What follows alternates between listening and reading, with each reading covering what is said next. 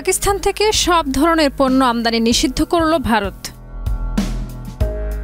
ভারত পাকিস্তান দ্বন্দ্ব পুরনো, কিন্তু নতুন করে সেই আগুনে ঘি ঢেলেছে 22শে এপ্রিলের হামলার ঘটনা। এই পরিস্থিতিতে পাকিস্তান থেকে সব ধরনের পণ্য আমদানি নিষিদ্ধ করেছে ভারত। 2 মে ভারতের বাণিজ্য মন্ত্রণালয়ের এক আদেশে জানানো হয়, পাকিস্তানে উৎপাদিত বা রপ্তানিযোগ্য কোনো পণ্য ভারতীয় ভূখণ্ডে প্রবেশ করতে পারবে না। আদেশটি তাৎক্ষণিকভাবে কার্যকর হয়েছে। ভারতের পক্ষ থেকে জানানো হয়েছে, জাতীয় নিরাপত্তা ও জনস্বার্থে এই সিদ্ধান্ত নেওয়া হয়েছে।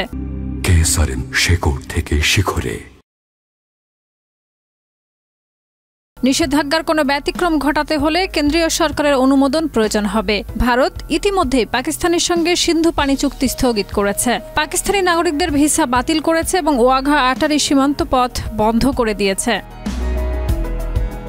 জবাবে পাকিস্তান সরকার ভারতীয় কূটনীতিকদের বহিষ্কারের হুমকি দিয়েছে, সিমলা চুক্তি বাতিলের ইঙ্গিত দিয়েছে এবং ভারতীয় নাগরিকদের জন্য ভিসা বন্ধ করেছে। একই সঙ্গে প্রধান সীমান্ত প্রবেশ পথটিও বন্ধ করে দেওয়া হয়েছে।